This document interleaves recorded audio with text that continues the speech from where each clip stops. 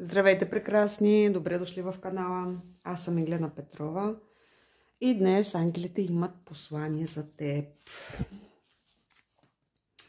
Ще попитаме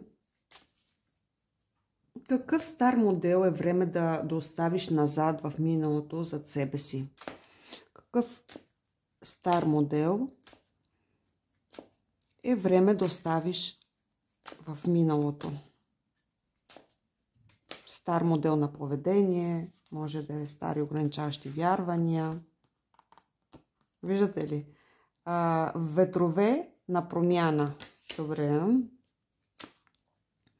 Кой е този стар модел на поведение, който е време да оставиш за теб?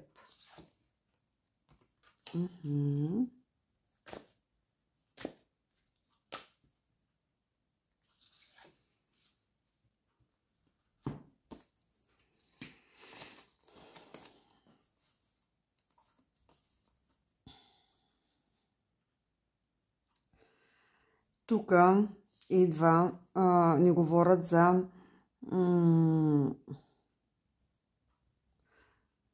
говорят ни за общност, за общество. Това, което си научил, говорят ни за общество. Това, което си научил от обществото, може да е в училище, от обществото. Има някакво ограничаващо вярване, което идва от обществото, което вече не резонира с това, което ти си в този момент. И това ти тежи. Това ти тежи. В тази ситуация може би се виждаш като различен от другите, вярвайки в това, което чувстваш. Вижда се различен от другите, отделен от обществото, отделен от групата, отделен от там, на където върват повечето хора. Но точно това ти чувстваш, че това, което искаш, това, което е като твое вярване, което идва отвътре, от душата ти, те отделя от другите. И това, страхуваш се от това, защото все още ти тежи, все още носиш това ограничаващо вярване, което идва от миналото, от обществото, че това трябва да е еди си как, по този начин, ако не е по този начин, не си добра, не си приета, не е правилно. Но тук ангелите ти казват, слушай своето сърце и своята душа. Дори в този момент да си в такъв период като неизвестие, като не знам кой съм аз, на къде да тръгна, чувствам едно, но ума ми казва нещо друго. Ангелите казват, това идва, това, което ти казва ума, са старите вярвания, които идват от обществото и все още си в процес на преминаване от това, което си научил в миналото, което са ти казали, че е правилно, и това, което в момента ти чувстваш и което душата ти казва, че е най-правилно за теб. И си там между две води. Не знаеш на къде. Тръгнеш малко напред и старото вярване те връща пак назад. Пак тръгнеш малко напред, така се люшкаш между две води, старото и новото. Но ангелите казват, избери своята душа, своето сърце, това, което ти чувстваш. И също тук ни говорят не да се насилваш, в смисъл да бързаш, че нещата ще се случат бързо. Искаш нещата да се случат бързо, да имаш яснота, да имаш посока, но в момента все още си в този процес на трансформация, където не си вече в старото, но също още не си пристигнал в новото, така че си между двете реалности. И тук ангелите казват, не дей да се критикуваш, да се насилваш, да се да си поставяш натиск по-бързо да се случват нещата, защото това има своя процес. И виждате ли тук? Фелис, Фелис. Тук една...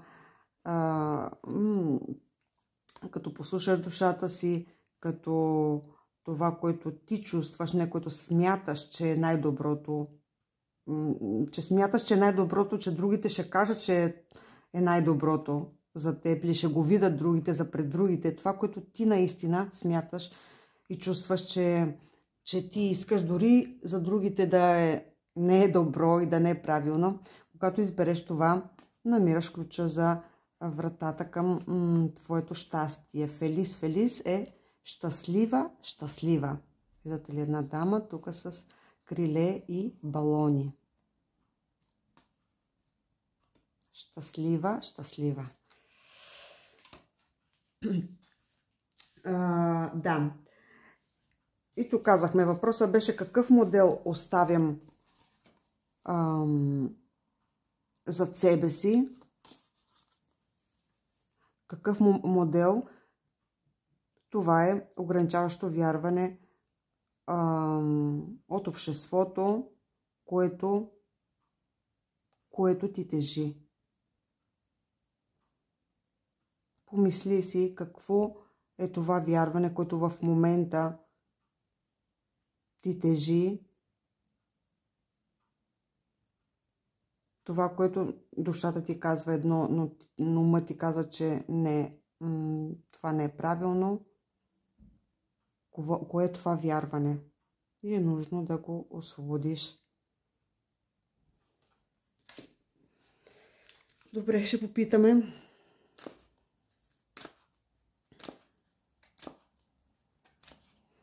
Ще попитаме каква голяма промяна идва. Каква голяма промяна идва в твоя живот и в моя живот? Каква е тази голяма промяна? Каква е тази голяма промяна? Добре, още една ще изтеглиме. Да, виждате ли? Идва нов път, идва промяна в твоя живот, но в този момент, както и тук казахме, си като в наляво ли, надясно ли, нагоре, надолу, накъде. Днес искам да тръгна по този път, утре искам да тръгна по този път, в ума се, дали това е правилно, дали не е правилно. И тук сме в тази като нестабилност, още не знам на къде да тръгна, по кой път да поема. Но този процес, в който се намираш в този момент, не е случайно, нали? Това, което ще ти даде, е голяма гъвкавост. Голяма гъвкавост. Виждате ли, този път също излиза едно яйце тук. Миналата в понеделник в разклада седмицата също имаше излезе едно яйце. И тук този процес, този етап от твоя живот ще те научи на по-голяма гъвкавост. Да не си толкова твърда и толкова категорична в твоите мисли, в твоите вярвания, в нали, това, щом аз го казвам така и мисля така, това е абсолютната истина. Това ще те направи по-гъвкава. И когато ние сме по-гъвкави, ние се адаптираме по-добре на ситуациите. По-малко страдаме. Не взимаме всичко толкова лично. Това ще те направи по-гъвкава. И виждате ли, тук пак това е яйце, как жената поставя ръцете върху яйцето, как яйцето все още в процес да се роди новия живот отвътре. Но този процес ще ти даде това качество, ще развие в тебе или ще доразвие в тебе това качество на гъвкавост. Да, и виждате ли, тук две момиченца и тук ни говорят за прошка. тема, която е свързана с прошката, и две момиченца, някаква тема, която е свързана с прошка от детски години. Прошка и контрол. Говорят ни за прошка и контрол. Тази тема в този етап ще може да се изчисти, да се прости за тази ситуация от детството. Добре. Ще попитаме сега, а каква е следващата стъпка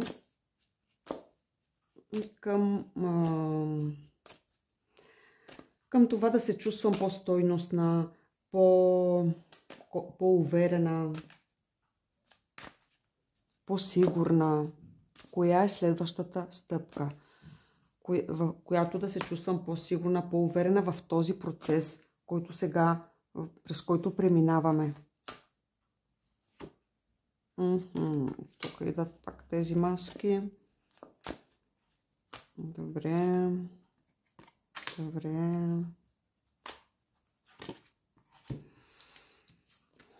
Тук ни говорят в партньорството. Говорят ни за партньорски отношения, за тема партньорство.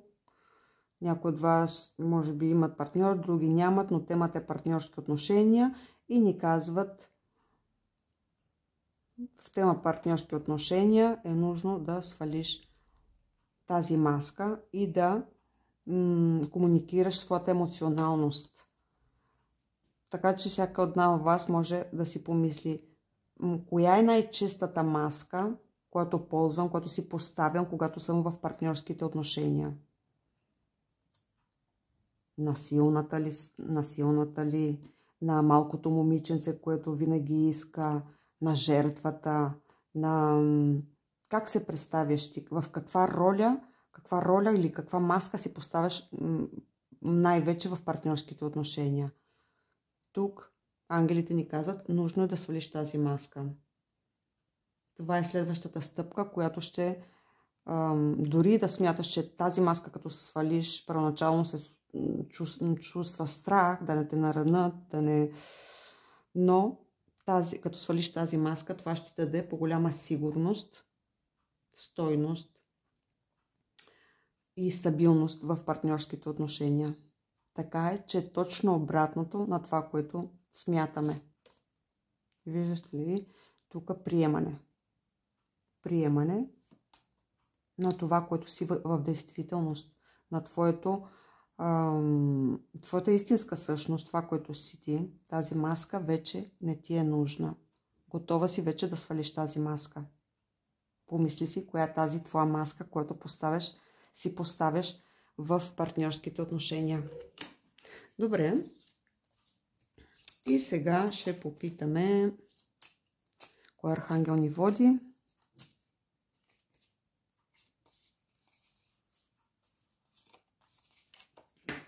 Муриел, да, той също ни говори за да отвори сърцето си. За сърдечна чакра, за лечение на сърдечна чакра, баланс между мъжка енергия, женска енергия.